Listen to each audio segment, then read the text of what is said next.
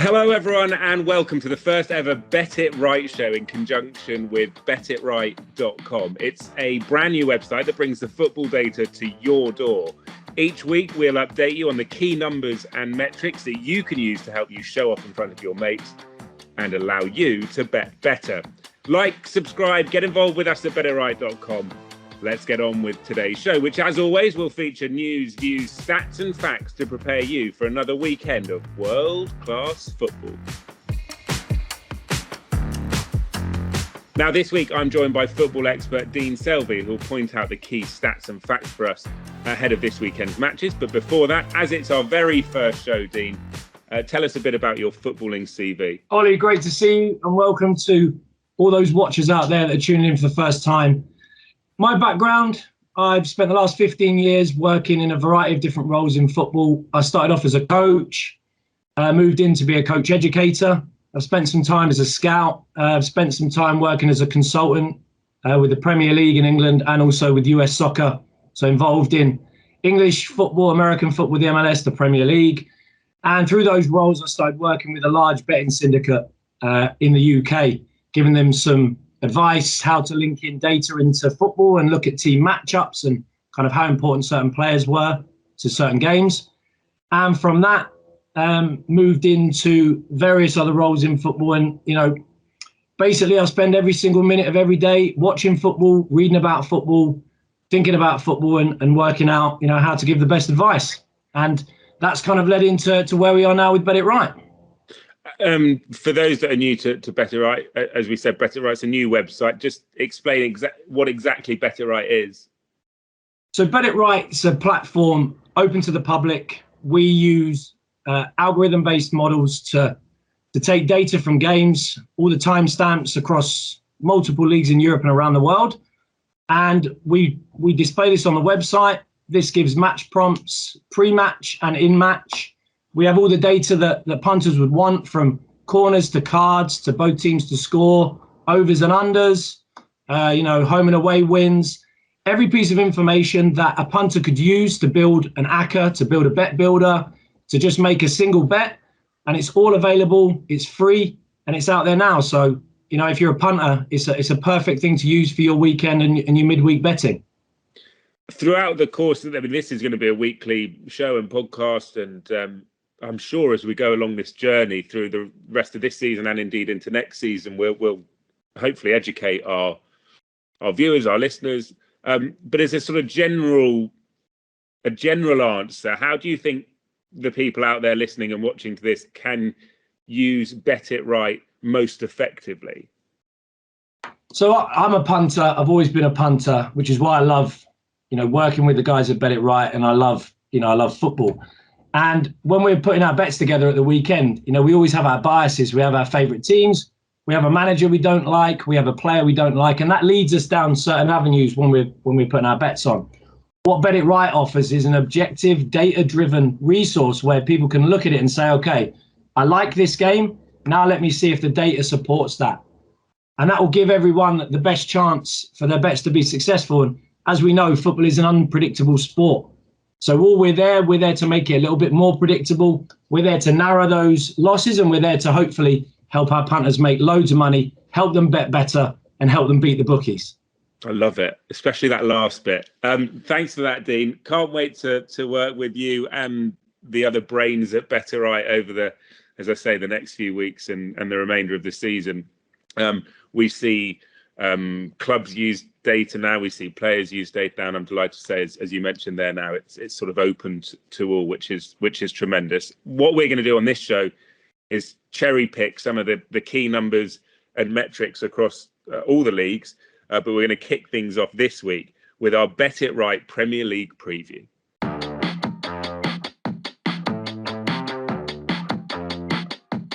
So, Dean, quiet week at Old Trafford. As always. Lots to talk about there. I think before we preview Chelsea United, it's fairly inevitable that we're actually talking about the fact that Ollie's gone, right? Yeah. As a few people said on social media last night, including our media team, Carrick's at the wheel. Get him a contract, give him whatever he wants. Let's go. Big win at Villarreal and a great start for him before the interim manager comes in. And actually, I feel massively for Solskjaer. You know, he's got a lot of big characters in the dressing room. He seems like a really nice guy. He had a great start. His points per game before he became permanent manager was excellent. And, you know, it was a real tough ride for him. I think the game against City, the defeat against Liverpool, and then obviously losing 4-1 against Watford is just not good enough with the expectations of the fans, and knocking around, you know, 7th, 8th place in the Premier League, and just not being able to make Old Trafford the fortress that it used to be. You know, it's more the theatre of screams now than it, you know, the theatre of dreams. And I think it was just his time to go. Did the numbers highlight massive areas that need improving at United? And is that sort of key focus areas for you and the guys at Bet It Right when you're looking at the fixture against Chelsea this weekend? Yeah, for them, I think it's making... They're actually a very predictive team. So their XG matches up with their goals output on both sides of the ball, in possession and out possession. But when you look at the squad that they've got, just trying to pick those players and place them where they can be effective, and working out if Bruno Fernandes is going to play as a 10. Can he do any defensive work for you? A lot of people were saying last night they look more balanced with Van der Beek in the 10 because he can offer a 3-man midfield, and McFred, you know, are not left on their own to defend as a 2. And that'll be massively important this weekend with Chelsea tending to play 4 in midfield in their narrow kind of box. That'll be where the game is won or lost for me. Chelsea, Liverpool, City, it looks a 3-horse. Well, it is a 3-horse title race, isn't it? I think it's fair to say. But how good do you think Chelsea are? Defensively, I think they're outstanding. You know, conceded 3 goals at home, which is the second best in the Premier League, other than Manchester City. Their XG at home is less than 1 a game. You know, they're overperforming in front of goal. You know, their XG is only 1.64 a game, but they've scored 17 goals, which isn't, again, one of the highest, you know, scorers in the Premier League. But I think just having the squad that they've got, the money that they've spent, the variety, the players that he can mix in and mix out. You know, Lukaku being injured is a little bit of a problem, and Havertz has got a little bit of a hamstring problem as well. So it's who plays at centre forward will be key. But I just think that Tuchel has just given them a system that they really understand. They know how to play it. It's clear their identity when you watch the games, which under Lampard, it looked a bit fractured, and it didn't really look like the players kind of knew what was going on half the time. But now they look very structured in and out of possession, and just a really hard team to beat. So to surmise the game then that we've got this weekend, is this a case of good defence versus bad defence? It is, but it also comes down to whether United can knit that forward group together. You know, they've got a few injuries, Cavani, Greenwood. Does Fernandes play in the 10? How does Ronaldo fit into it? And it's really about how aggressive Carrick wants to go with it. I'm guessing going away to Chelsea, he's going to try and be quite defensive, quite organised, whether Fernandes plays or not. You know, we know what he does in the final third, but can he offer them any sort of defensive cover? If Chelsea play Jorginho, Kante with Hudson-Odoi and Mason Mount in that little pocket, are they going to overload central areas and kind of dominate the Man United midfield? And obviously defensively, United have been poor. I think it is, you know, it's in Chelsea's favour regarding the defensive side, but United have firepower. And if Lukaku's missing, if Havertz is missing, and Chelsea have to shuffle at the front, then, you know, it will be a tight game. But I don't think Carrick's going to want to go there and be front foot. I think he's going to want to sit in and try and keep them in it for as long as possible. I kind of get the impression from what you're saying then, excuse me, that rather than looking at this from a betting angle, it's more of a watching brief because of the managerial changes. Is that fair? Yeah. And also the injuries. You know, if Lukaku comes back, then Chelsea are a different monster. If Havertz plays, it's a different system. You know, United are very predictive in how they play away from home. They've got 10 goals. They've conceded 10 goals. XG against is 1.71. XG for is 1.5.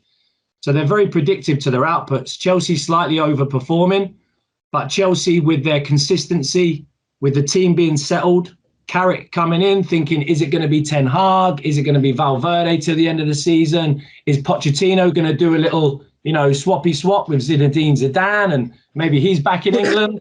You know, who knows? So, you know, the players will hopefully want to impress. Some of them may be wanting to earn new contracts. Who knows? They might even wheel Phil Jones out of a cupboard somewhere for the game. You never know, right? This may be his big comeback. Is he still there? I think so. I think he's still there. I think this might be the final year of his 25-year contract. But I feel so sorry for that man. Bless him. It's going to be a tough game for United, and I do think that Chelsea are just going to kind of squeeze and bleed the game. And once they go ahead, the defensive statistics are outstanding, and it may be a game where United need Ronaldo to come up big again. Another new manager in focus will be Eddie Howe at Newcastle. They've got Arsenal this weekend. What can we expect from that game? Well, their first game against Brentford, obviously a 3-3 draw. You watch it, the goals they scored, the crowd are going crazy. It made me feel a little bit like mid-90s, peak 90s, Ginola, Albert, Faustino Asprilla, Alan St. Maximin flying Darren through with his hairband, the backflip. It's all Asprilla. It takes me back. And I feel like with Newcastle, there's been a 15-year span where they've kind of just not existed. After Shearer retired, it's just been a lot of nothingness. And it's whether Eddie Howe can bring, he had that kind of, that team at Bournemouth, the small stadium, 10,000. He left to go to Burnley. Then he went back. And now suddenly he's going to have 60,000 Geordies plus everybody else at home on his back. And I think they just want to see attacking football. They want to see the team go out. They want to see the team have a go. And the first game was a good example of that with a 3-3 draw against Brentford. The guys at Better Eye and yourself, are you now looking to try and get a grasp on what Eddie Howe's Newcastle will be? Obviously you've got the last game, although he was sort of bedridden and had a Zoom call to talk to the team. In terms of sample size, is your approach now to look at what he did at Bournemouth and try and analyse how he set those teams up to try and get a grasp on how Newcastle will be moving forward? Yeah, there'll be trends in his managerial style and also the kind of formation he plays. Newcastle have typically played a back three under Steve Bruce, and he played a back three at the weekend. But Eddie Howe typically liked to play a back four at Bournemouth. So it's going to be whether he changes that over time, whether he wants to give them a few games to see the 3-4-3. Their XG under Steve Bruce was low. They're knocking around the 1.0, 0.95, 1 goal a game. Suddenly their first game, XG is 2.2. They score 3 goals. It's attack versus defence. And I think we're going to see that again this weekend against Arsenal. One good thing on Bet It Right, as Eddie Howe starts to bet his way into the Newcastle job, is that you can check for recency. Last 4 games, last 6 games, last 8 games, last 10 games. So you can start to see those trends develop. So when you're looking at your statistics and putting your bets together at the weekend, is the game against Brentford an anomaly? Will he actually keep that routine away from home, or will that just be a St James's Park kind of ultra aggressive approach? Over time, that profile will be built. But at Bournemouth, defensively, they weren't great. They gave up big numbers. He spent a fair bit of money on players that weren't successful, and we know that he'll have a lot of money at Newcastle. So it's going to be an interesting one to see unfold. Goes without saying, but I'm guessing we're looking at betting the overs here, right? I think so. I think Newcastle will go to Arsenal. They'll let them have possession. Arteta's got a team now that are nice and settled. Emile Smith-Rowe, Bakary Saka, Lacazette in behind Aubameyang. They're looking far better after that drubbing against Manchester City, the Etihad, when I felt sorry for the back four or back five that day actually. And I think that Newcastle will let them have it, and then they'll look to break pace of Joe Linton, pace of Alan St. Maximin, Callum Wilson, and then that will then allow Arsenal to recounter, which is where they're strong. So I really think this game could open up and be a really great kind of flashback to the big ding-dong derbies of the 90s and the noughties, when obviously my memory flips to the Dennis Bergkamp turn at St James's Park and one of the greatest Premier League goals of all time. That is the greatest Premier League. I won't hear a word said against it. That was unbelievable. And anyone who thinks it was fluke needs their head tested. So if I scream Yeboah and it hits the crossbar, interested? Yeah, I'm muting you. Okay. That's fair. Looking forward to that game. What about, again, a new manager, Conte, in the focus at Spurs? They've got Burnley, and it was a kind of a weird weekend last weekend with Burnley scoring 3, which was unexpected. What can we expect from Burnley Spurs? Well, firstly, I'd like to send out my condolences to whichever players play on the side of the manager this weekend, because you'll have Conte and you'll have Sean Dyche screaming and shouting. And Conte is a loud, demanding manager. You know, the players on his side of the pitch will get it. He will control, he will conduct, he will look for the team to be aggressive in the press, to be organised. And really, he likes to strangle games. You know, he'll go 1 or 2 ahead, and then he'll look to kind of keep it tight. And going away to Burnley, he's done it before, obviously managing in England. So he knows what it's like to go to Burnley. It's not like if you came from Italy or Spain and then went to Burnley for the first time, you'd be like, right, okay, this is England. But his record at Inter when they won the title was outstanding. Top scorers in the league, best defence in the league. Just very, very tactically astute when he looks at the opposition and their strengths. So he'll have a plan for this weekend. And what will that plan be? That plan will be to be tight, to play out against any sort of pressure, but Burnley will probably sit in a sort of mid-block and allow them to have the ball. Look to progress it, be very, very disciplined in their principles, and you'll see lots of patterns, especially when they're playing out from the back with the wing-backs. He's turned Spurs into his 3 at the back formation, which he favoured at Juve, at Chelsea, and in Italy.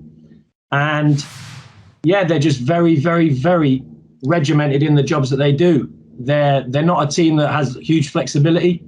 And as long as Spurs can understand that and get to grips with it quickly, they'll be a very, very hard team to break down. But it's a case of him getting the Winks, the Dyers, the Allis, the Tangangas, the players that have been on the periphery. You know, who's he going to go with? Because there's a lot of players at Spurs that have been in and out. So, it's going to be interesting to see what he does there.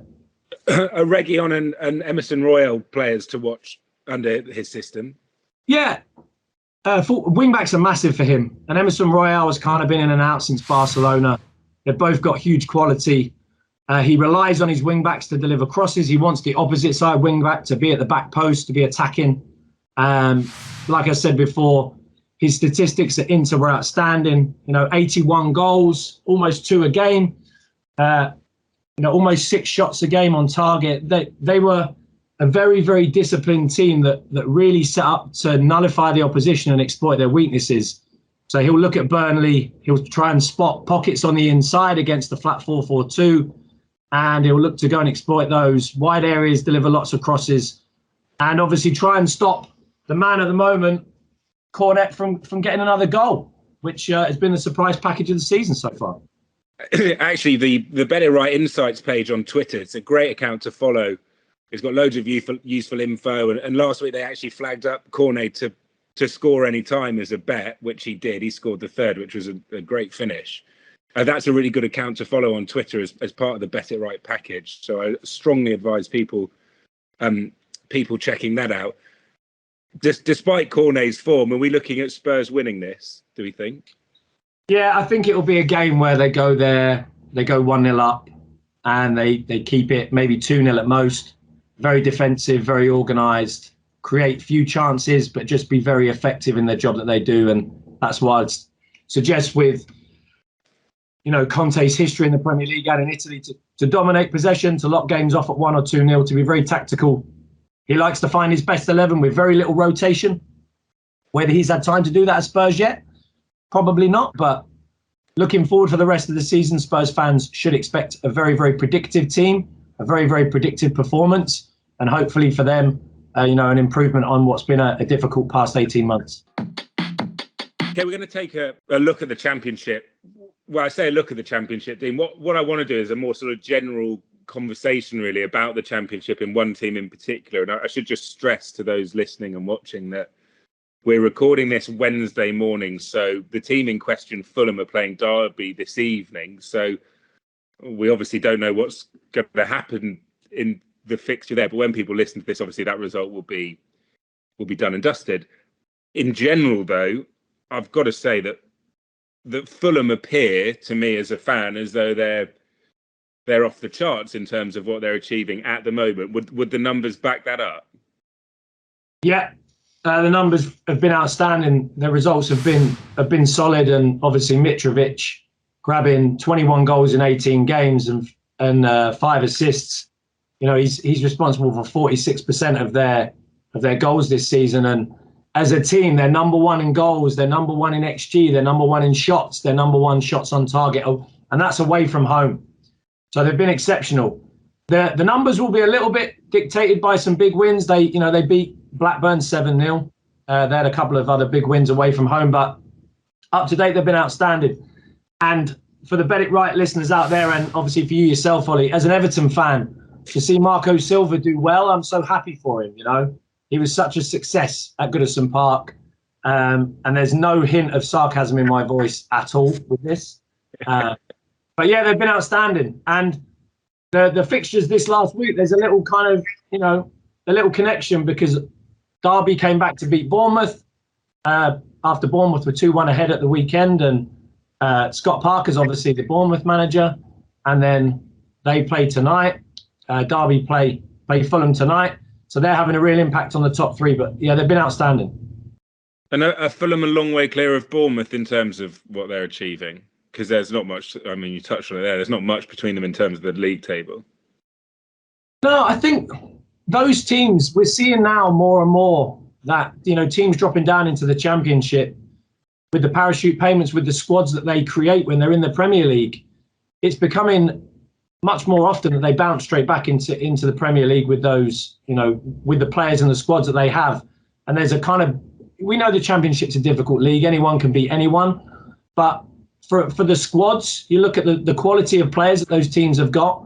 And, Scott Parker's got experience of it at Bournemouth with taking Fulham into the Premier League. Marco Silva's got a lot of experience in England as well. Didn't work for him at Everton, but, he had some success at Hull. So I think with the squads and the quality, you've got Mitrovic going away to Serbia, knocking Portugal out, sitting in the change room, having a nice big old slice of pizza, having a great time, and then coming back and just banging goals in. And I think for Fulham, it's just about, and for him specifically, will he ever do it in the Premier League? He's still only 27. It feels like he should be about 35 or something. He's 27. He's 27. Well, the over/under on that, I would have lost. Yeah, you'd have lost on the overs there. But he's a player that, similar to the kind of your David Nugents back in the day, those players that dominate in the Championship, score lots of goals, but can't make it to the Premier League. But they're number one in the league whole season out of 18 games for kind of the overs market 2.5, 12-6. Away from home, they're 6-3 on over 2.5, which is ranked number 4 in the league. So yeah, they're an exciting team to watch with lots of goals, and Harry Wilson's playing a great second fiddle to Mitrovic. Right, we are going to move away from England now, and we're going to get our passport out of the cupboard and head around Europe.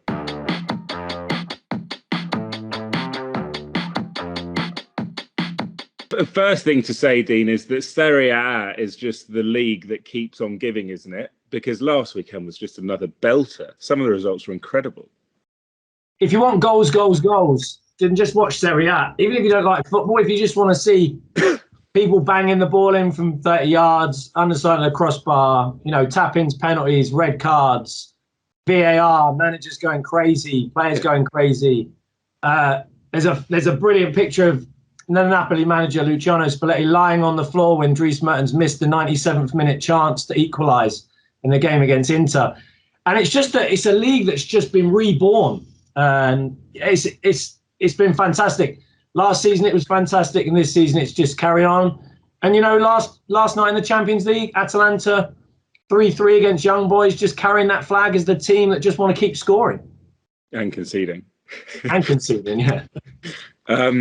I want to talk about the Napoli-Lazio game in detail in a moment, but can I just, in light of what you were saying about Mertens' missed chance in the 97th minute, and that meant that Inter hung on for a 3-2 victory against Napoli, closing the gap at the top to 4. We talk about 6-pointers and what have you, but That was a big miss in the context of the outright market for Serie A. And does that miss and that result mean that Inter are favourites in your book now? For anyone that watched that game at 3-1, the game was dead. Dries Mertens came off the bench, equal top goal scorer in Serie A history for Napoli, scores an absolute worldie from 25 yards into the top corner to become their leading goal scorer in Serie A of all time. And I was watching the game and you could feel the momentum turn. And I was thinking, come on, let's go, 3-3, 3-3. And as Inter sat and Napoli came, and they had that chance in the 97th minute because of all the injuries, the injury to David Ospina, the injury to Skriniar, and then obviously the really bad injury to Victor Osimhen. And what a miss. And yeah, it's tipped it back now. Milan lost, Napoli lost, Inter back in the race. And with their squad, they've got good cover in every single position, central midfield. They've got experience at centre forward with Dzeko, the liveliness of Martinez, Correa, their little kind of jack in the box. They have really good cover in it. And against the other squads, Milan struggling with injury and an older squad, especially in the final third. And also Napoli, if Victor Osimhen's fit, they're a real threat. But this fractured cheekbone and eye socket now could leave him out for 6 to 8 weeks. And that's a huge loss for them. So I really think this weekend the balance has tipped massively in Inter Milan's favour. You could see straight away that was not a nice injury, couldn't you? As soon as the camera it looked brutal. Yeah, it looked like he'd been in the ring with with a middleweight and taken a good old few smacks to the head. But thankfully, he was able to walk off the pitch. He looked okay, and I bet it right. We all wish him a quick recovery, and hopefully he'll be back on the pitch because he is an outstanding talent. He really is, and I suppose the sooner they get him back, the higher the chance that they've got of winning Serie A. But at the moment, I think Inter are second fads just with most firms behind Napoli. So you think Inter are the bet in Serie A? Yeah, well, Napoli's defensive record at home is outstanding. Conceded 0.32 goals on average from 0.63 xG. Their attacking numbers 1.73 xG, and we'll talk about this a little bit in relation to the game against Lazio. But a lot of that has come from Victor Osimhen. He's got 5 goals. His style allows them to open the game up and to make the pitch big and to get their wingers and midfielders on the ball. And without him, they don't have a natural replacement. Andrea Petagna is slower, bigger, more of a hold-up player. Dries Mertens, 34 years old, wants to play in the pocket. So for them, they have to really change their complete style. Whereas Inter Milan can be consistent, and they've been very, very good in front of goal this season, and the system that they're playing is exactly what they played, very similar to what they played under Conte and what Inzaghi did at Lazio. So it's very natural to them. Well, let's talk about that game that you referenced there, the Napoli-Lazio game. I should just say to everyone listening and watching our first ever Bet It Right show, thank you for tuning in. I hope you're enjoying it, but I'd like to apologise for sounding like the Lazio manager Maurizio Sarri after 8,000 cigarettes. I've got this cold that's going around, so my apologies there. But Sarri is the sort of angle here, isn't he? Because a former Napoli manager now with Lazio. What are we looking at with regards to this game, Dean? Well, firstly, I'm thankful that you're not sitting there chewing a cigarette butt for the show, which is a positive, because obviously we know that Sarri needs that to get him through the games. But yeah, we know him from his time at Napoli. That's when they challenged for the title, a couple of second places when Juve won the league. And then he goes to Chelsea. It doesn't quite work out. He brings Jorginho into our lives, which is now a potential Ballon d'Or winner. For all those punters out there that had Italy in the Euro qualifier, the World Cup qualifier, with Jorginho missing the penalty in the 93rd minute, probably don't like him, but And he went to Juve, he won the league, and now but they didn't like him. Sarri ball just didn't sit well with the fans at Juve, and now he's at Lazio. And they've had a hit and miss start to the season, very strong at home. Away from home defensively, just conceding far too many goals. Averaging over 2 goals a game conceded. From 1.7 xG. Defensively very poor, and their outputs have been really poor as well. Only an average of 1.08 goals a game from 0.95 xG. And they're a team that relies heavily on a few players. Pedro still rocking it in Serie A, and he's having a great season. Felipe Anderson. who they sold for 40 odd million to West Ham and bought back for 2 million. So great business. And Ciro Immobile, the much maligned hero of, the Italian European Cup winners. And he's potentially injured this weekend. So for them, it's about not conceding so many, and they need to be more potent in front of goal. I suppose it's interesting with Immobile and Osimhen out, actually, as to how we approach it. Is there sort of bets you're looking at in light of that? Firstly, I'd say we need to look at the teams. Osimhen definitely out. Napoli could go with Petagna, which would mean they deliver more crosses. If they play Mertens in the pocket, then they'll look to play more combination play, very similar to how Sarri had them play a few years back. Lazio didn't have Immobile at the weekend, and they really struggled in their 2-0 loss against Juve. They only had one shot on target. They had 0.5 XG, and they gave up 4.2 XG against Juve, which is a massive, massive numbers. And that was at home.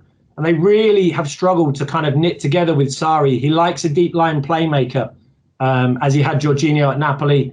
And they just haven't found it. They've got Lucas Leiva. They're trying Cataldi in there, but it's not quite working.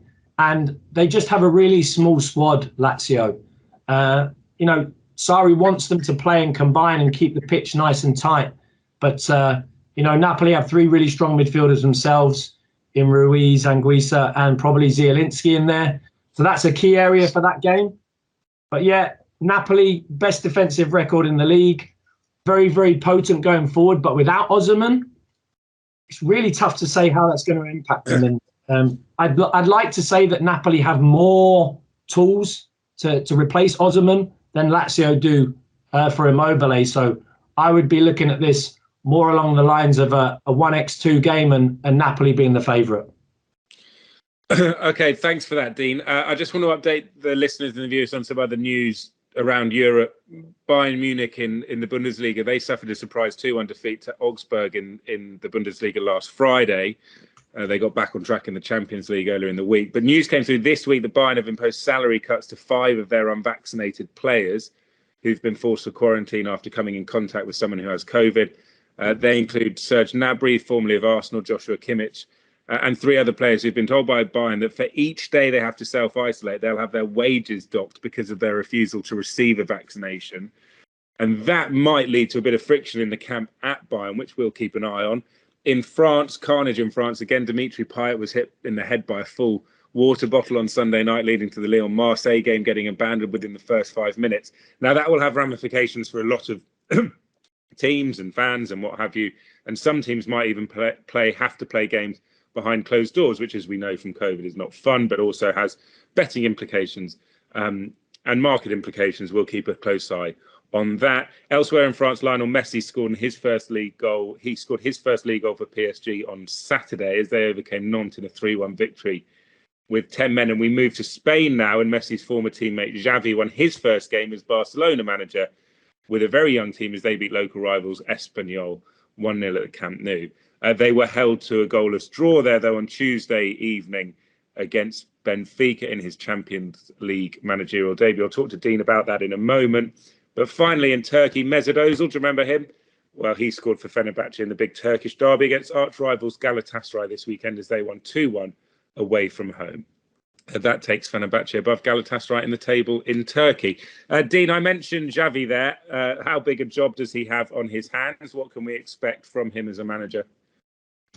Well, firstly, it was amazing to see him on the touchline last night and see him at Camp Nou, trying to orchestrate his young team to qualify for the next round in the Champions League, which after last night's result is going to be tough, having to go away to beat Bayern. Now, it's probably, like you mentioned, it's probably the best time of the season to go to Bayern with this complications with the COVID vaccine. But yeah, for Xavi, it's really a rebuilding process. He's got some outstanding young players, Gavi, Nico, Ricky Puig, Pedri, having won the Golden Boy a couple of days ago. They brought in young Yusuf Demir on loan from Rapid Wien with an option to buy. Serginho Dest, can he get the best out of Coutinho? And the big thing for me, having watched Barcelona in the first few games, is that they lack a centre forward. They lack a real goal scorer. And, you know, they've got Memphis Depay, but he's not an out-and-out goal scorer, and they really need someone to be able to finish those chances in the final third. And you could see last night that Xavi started to put in the Barcelona principles. They went to a back three to build out.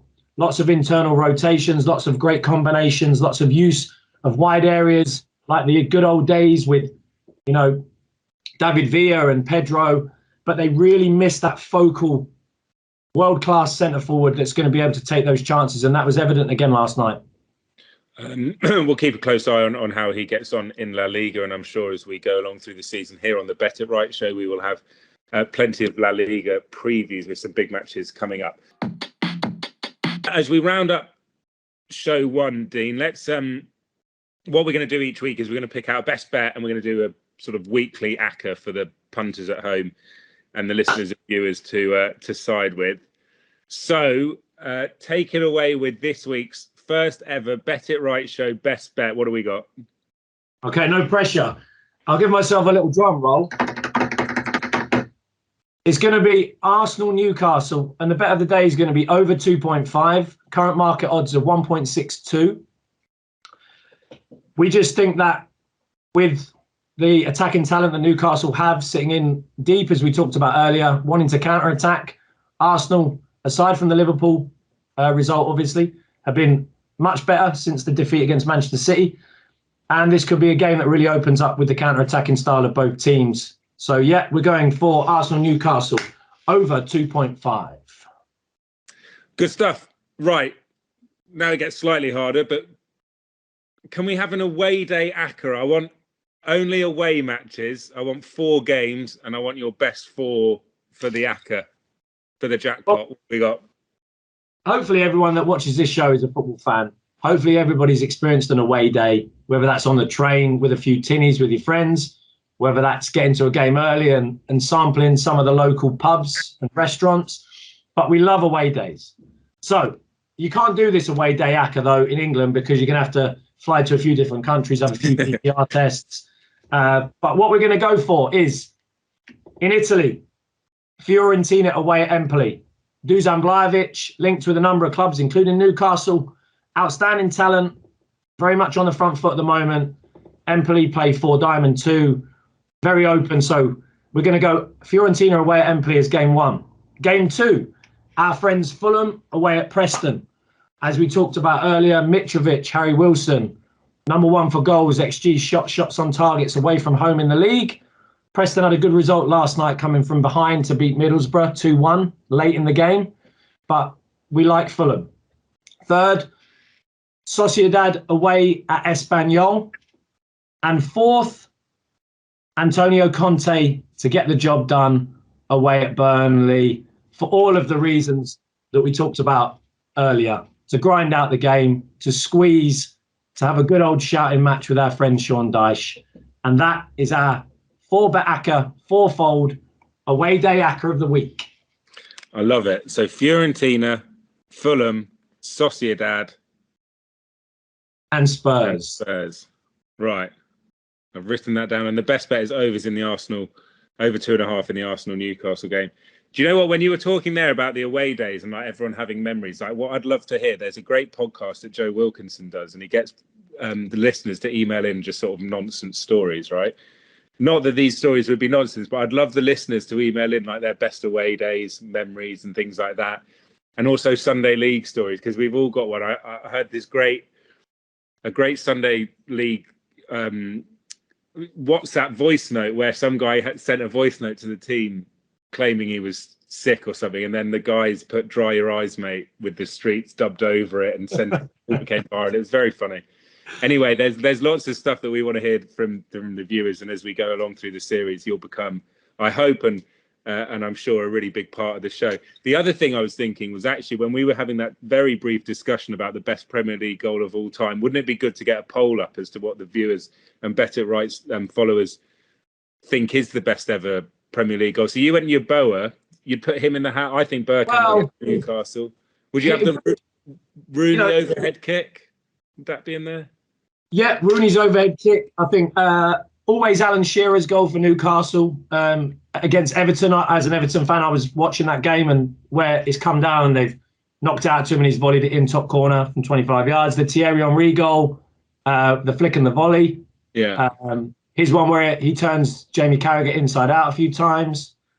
I mean, there's going to be a bunch of the ones that, you know, we know, but there's a few that will sneak under the radar. And I'm going to throw one into the mix now that not a lot of people will know about. But when you watch it, I would say that this is probably my Premier League goal of all time.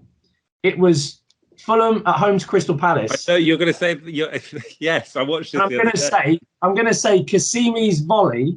It comes over his shoulder and he channeled his inner Marco van Basten.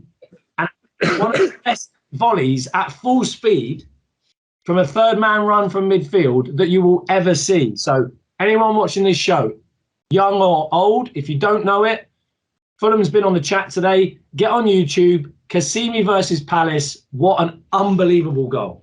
Okay, and we're going to put the tweet out there. We're going to get the Better Right followers letting us know who they think is the best Premier League goal of all time. Dean, thanks so much. I love that. Really, really interesting, as I knew it would be. And lots for us to sort of digest before the weekend fixtures. But really appreciate your time, mate, as always. Loved it. Right, that's it. As I say, that was fascinating. Thanks to Dean and the Better Right team for crunching the numbers for us. A reminder that the best bet is overs, over 2.5 in the Arsenal-Newcastle game.